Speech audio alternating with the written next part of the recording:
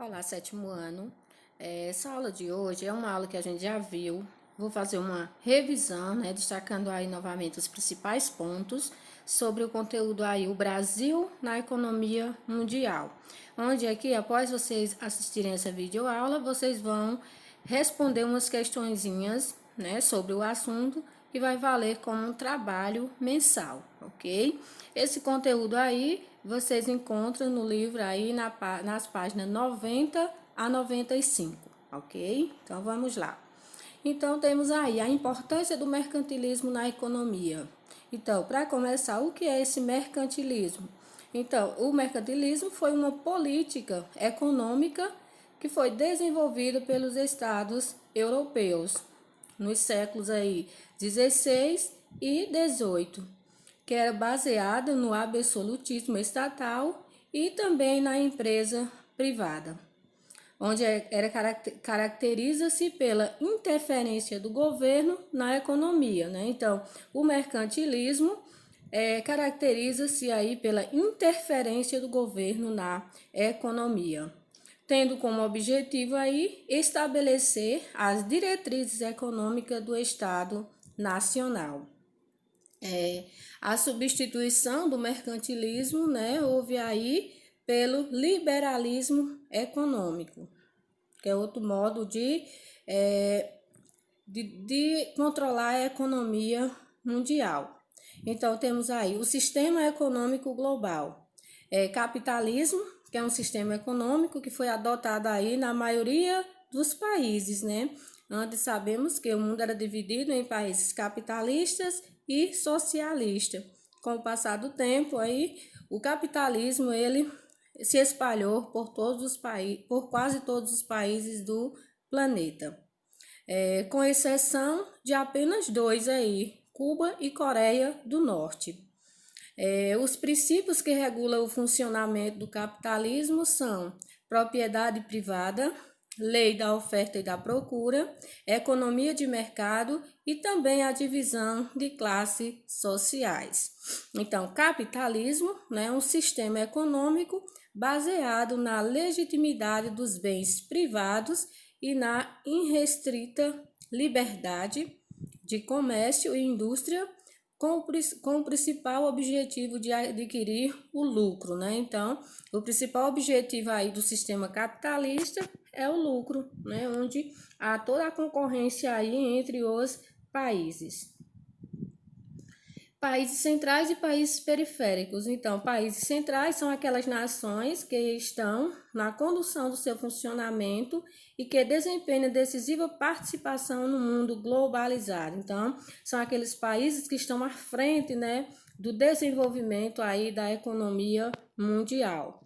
Já os países periféricos são as nações que tomam decisões que afetam aí os países pouco influentes e também possui uma economia pouco desenvolvida, né? Então, os países centrais são os países desenvolvidos que têm a maior contribuição aí na economia mundial. Já os países periféricos são aqueles que não têm uma economia tão desenvolvida.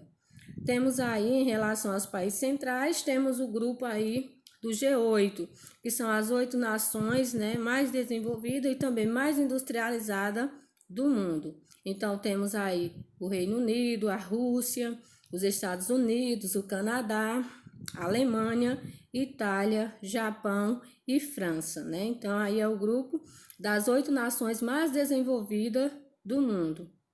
O Brasil não é um país central, né? O Brasil ainda é um país periférico porque está ainda em uma fase de desenvolvimento. Temos o BRICS, que o que é esse BRICS?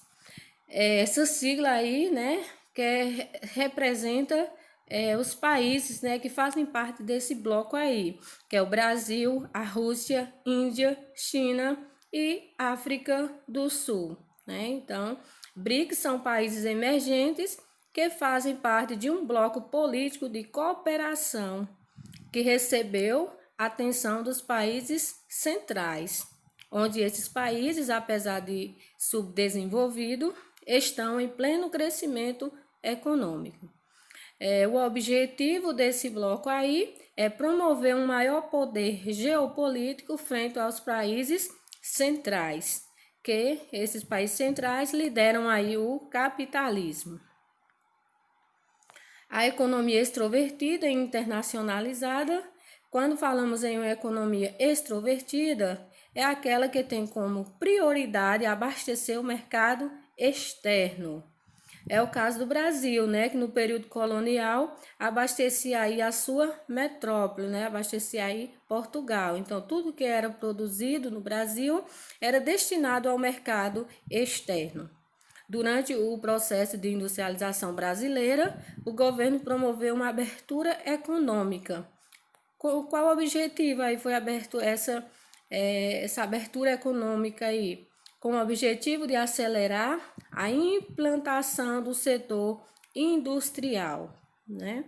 A economia brasileira é internacionalizada. Por quê? Porque ainda, né, a maioria dos produtos aí tem como destino o mercado externo. O advento do capitalismo. Capitalismo é o sistema socioeconômico que visa o lucro como finalidade principal. Propriedades privadas do meio de produção, os bens materiais pertencentes a particulares e não ao bem público. Então, no sistema capitalista, né, a propriedade é privada, os meios de produção, os bens materiais são pertencentes aí a particulares e não ao bem público. O capitalismo divide-se aí em 3 fases, onde temos o capitalismo comercial, o capitalismo industrial e o capitalismo financeiro. Comercial começou aí com o período, né, das grandes navegações, quando surgiu toda aquela troca de mercadorias.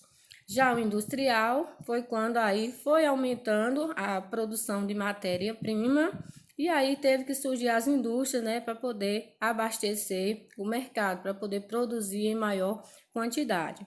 E o financeiro foi quando surgiu os bancos aí para poder ser depositados dinheiro, já que estava havendo uma grande circulação, né, de capital devido à grande produção de matérias-primas que estavam sendo produzidas aí no mundo. Como consequência do capitalismo, existe aí a desigualdade social. Então, o capitalismo trouxe aí essa grande consequência, que foi a desigualdade social, ou seja, a divisão de classes sociais, onde tem uma minoria que possui uma grande quantidade de bens e a maioria, né, não pode desfrutar desses mesmos bens aí, certo? Gente, em relação a esse conteúdo, como eu falei para vocês, é só uma breve revisão, onde aqui após vocês assistirem a videoaula, vocês irão responder as questões, né, que vai valer como uma nota, né, para a nota mensal, onde vocês vão responder de acordo com a videoaula. Até a próxima aula.